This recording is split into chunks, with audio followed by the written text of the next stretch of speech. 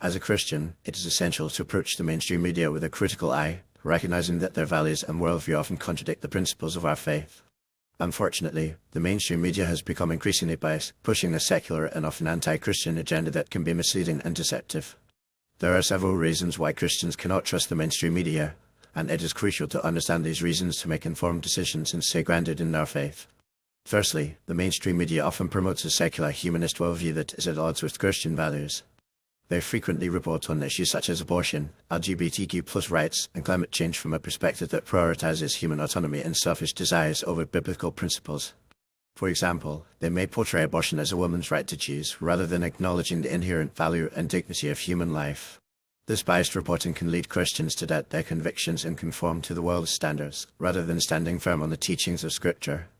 Secondly, the mainstream media often censor or distort news that is favorable to Christians or conservative values. They may ignore or downplay stories about persecuted Christians, the importance of traditional marriage, or the successes of faith-based initiatives. This selective reporting creates a false narrative that marginalizes Christians and undermines their influence in society. By controlling the narrative, the mainstream media can shape public opinion and sway people's attitudes towards issues that are critical to our faith. Thirdly, the mainstream media frequently quotes or features experts who are hostile to Christianity. These individuals may be academics, activists, or celebrities who use their platforms to mock or critique Christian beliefs. By giving them a megaphone, the mainstream media amplifies their voices and creates the illusion that their views are representative of the broader culture. This can be particularly damaging for young or impressionable Christians who may be swayed by the opinions of these experts and doubt the authority of Scripture.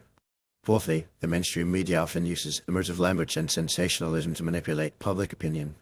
They may use loaded terms like hate group or intolerant to describe Christian organizations or individuals who hold traditional views.